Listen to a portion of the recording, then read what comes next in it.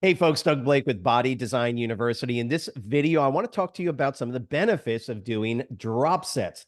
Exactly what is a drop set? It's simply a way to increase the overall intensity of a particular set that you're doing for an exercise for a particular muscle group while decreasing the total amount of time necessary to get that set done. In other words, instead of doing multiple sets, for instance, with 30, 45-minute rest in between these particular sets, you would basically reduce that rest time essentially to nothing.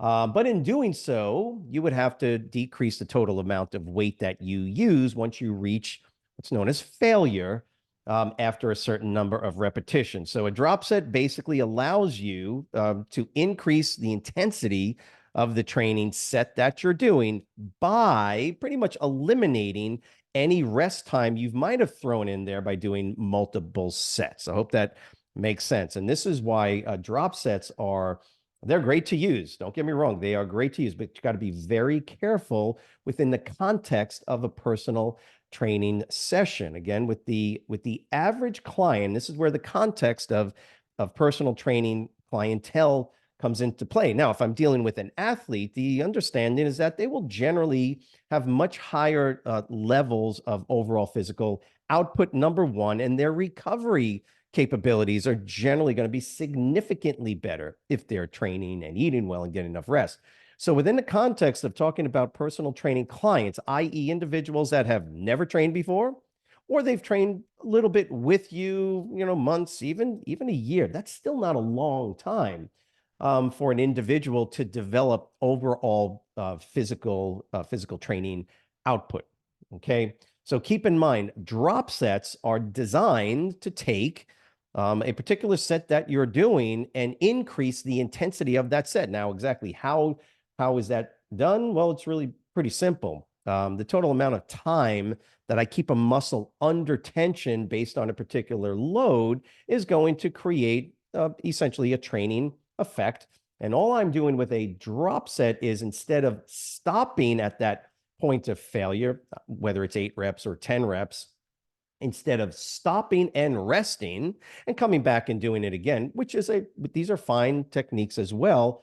With a drop set, what I'm doing is instead of stopping, resting, and coming back, now what I'm going to do is I'm going to eliminate that rest time, and I'm simply going to drop the total load that I'm doing on that particular exercise and continue doing more repetitions.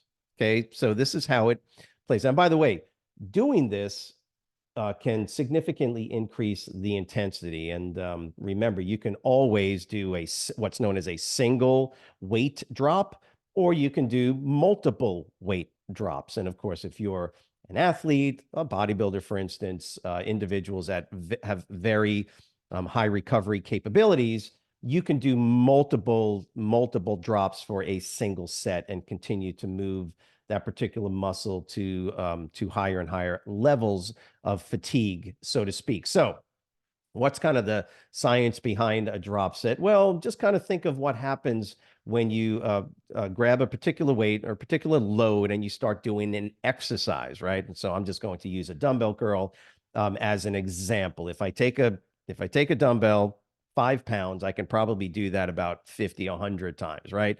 So the total amount of load dictates, obviously, the total amount of time that I can keep that muscle under tension. The lighter the load, the more tension time. Why?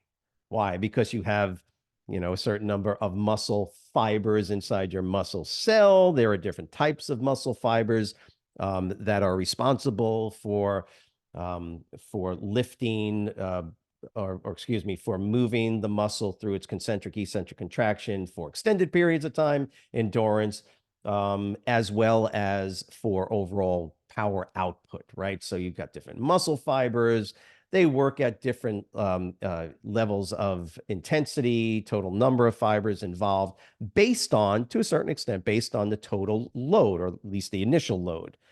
When I take a 10-pound dumbbell, I cannot keep the muscle under tension for as long. 15 pounds, even less time. And now we're using, when we say the total time that the muscle's under tension, that is being represented by the number of repetitions that I'm doing. So if now I grab a 30-pound dumbbell, maybe I can only do 6 reps or 8 reps. Well, that equates to a total amount of time that the muscle is being put under tension, right? And so when we say tension, we're talking about the concentric and the eccentric contractions, i.e., the negative and the positive. Again, think about this for a second. If I can only do 10 reps, irrespective of the speed that I'm doing at, that's going to equate ultimately to a certain amount of time under tension. Okay. And that is going to be dictated for the most part, by the amount of load that you use. So where does the concept of a drop set come in? Well, drop sets are designed to use some basic physiology, which is that if I start at a heavier weight, my time under tension will be limited, right?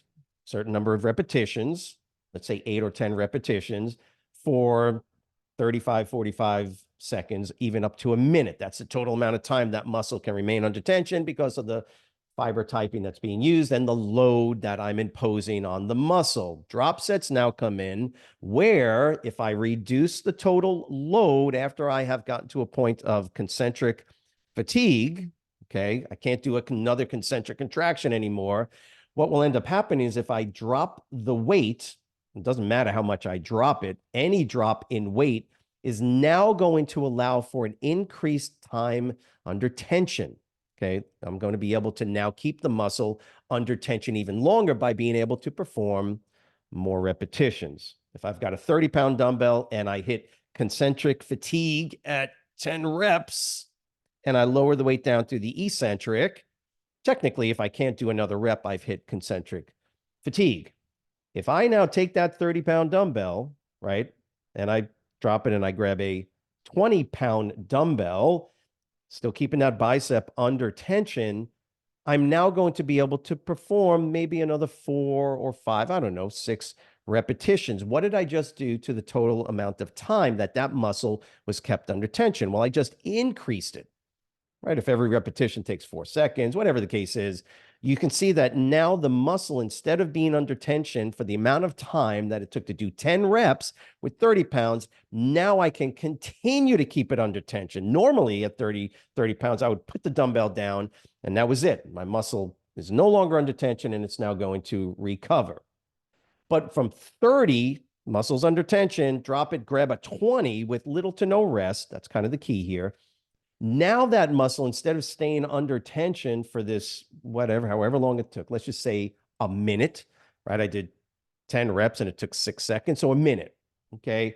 Now, instead of stopping, now I can proceed with more repetitions by going from 30 to 20 pounds, let's just say, whatever that weight is.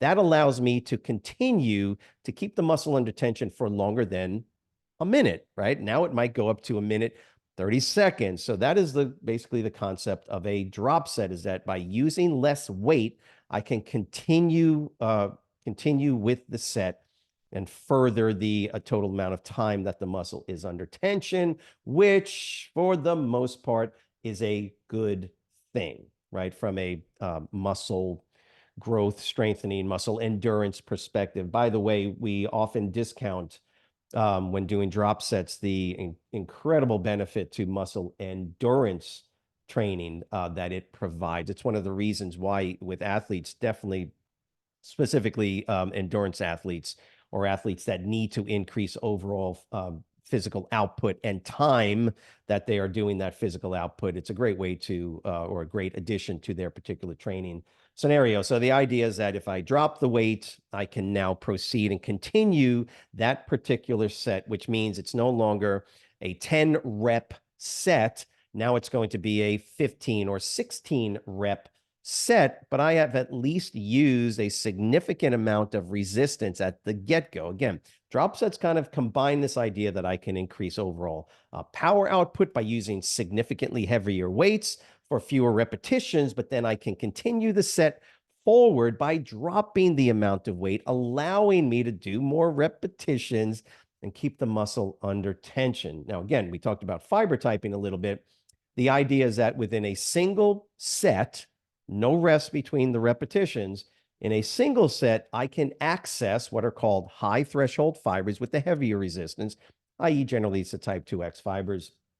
And without any rest, I can now, by dropping the weight, ask the lower threshold fibers, for the most part, to become more engaged in the activity. Ultimately, I guess, I'm only being facetious, but imagine doing a curl and starting at 30 pounds. I could technically drop the weight down to 20 pounds. Now I can maybe get 6 or 7 more repetitions. I again hit positive or concentric fatigue. I can't lift the dumbbell up any further. And when I come down, I can now drop, let's say I drop it to 10 pounds and I can continue. How many raw reps can I do? I don't know. But the point is that because the weight is now significantly lighter, that point of fatigue can be pushed further out. And now maybe I can get 3 or 4 more reps and I hit concentric fatigue with 10 pounds because I haven't rested. There's been no recovery. That my bicep muscle and all the muscle fibers in my bicep now are being activated, right? And I'm now accessing what are known as lower threshold fibers. And then I drop the 10 and I grab a 5 and I can only do 5 pounds, right? And 5 pounds will bring me to a point of concentric fatigue. And then I guess ultimately you can use a pen and you will be so fatigued. And the only muscle fibers that are even active are the squirrely little type 1 fibers that don't have a whole lot of power output. Now you're literally doing maybe 3 or 4 reps. Now, obviously, I'm not going to that level. In fact, I don't recommend going more than 2 or 3. 3 drops is really a little bit outside the necessity for the average client. Now, for the average client, I'll do a single drop depending on their fitness level. As people become more fit and athletes, for instance, I do 2 drops, perhaps 3 drops. Also depends on the muscle. Also depends on the exercise. But I hope you get the point. Drop sets are logistically, number one, they save you a lot of time. Think about what I just did. If I'm doing dumbbell curls or a barbell curl, for instance, I have basically done a single set that, for the most part, might literally take 2.5, 3 minutes to perform. That is a significant amount of time that you're keeping that particular muscle belly under tension. So you are working and fatiguing more muscle fibers throughout the entirety of the set. Please, please be careful when you're doing this. Personal trainers, please understand that the average client simply does not, and I'm talking about individuals that have never trained before or have only been training for a short period of time, they generally do not possess, in general, the recovery capability, nor do they possess the strength in the muscles or the connective tissue to do the type of training that you might be doing on yourself and with people that are significantly more fit and have been training with resistance for an extended period of time, i.e., athletes or extremely fit individuals. It is a great way to up the intensity and reduce the total amount of time you spend working and training those muscles. So think about that when you're working through drop sets. Keep in mind also, they do put an extensive, they will tax extensively their recovery system for that particular muscle. So be discerning with how much you use it. Generally, what I do, especially with newer clients that have just started, is I might not necessarily take them to a point of full concentric fatigue, but I might get them to where they're struggling, have them drop it, maybe drop the weight down by even up to 50%. Just have them do a couple of more, just to get the feeling of what it's like to extend their set past the initial point of fatigue or particularly close to fatigue. So you got to be very careful. Always err on the side of caution when you're training people. And then as you do it more and more, you will start to get a feel for your particular clients, their fitness level, and that sort of extent to which you can add something like drop sets into it. By the way, kind of to close this off, it is a great, great way to train. Again, significant increases in intensity level and reducing the total amount of time. By the way, it's the reduction in time or the lack of rest that really jacks up the intensity level to begin with. Please, if you haven't done so, subscribe to our channel, comment below There's more obviously that we can talk about drop sets, but this is a great way to kind of initiate it or bring it into your training sessions initially if you've never used it before. Remember to like it, hit the notification bell so you see when these videos come out. As always, have a great week. We'll see you next week. Thanks.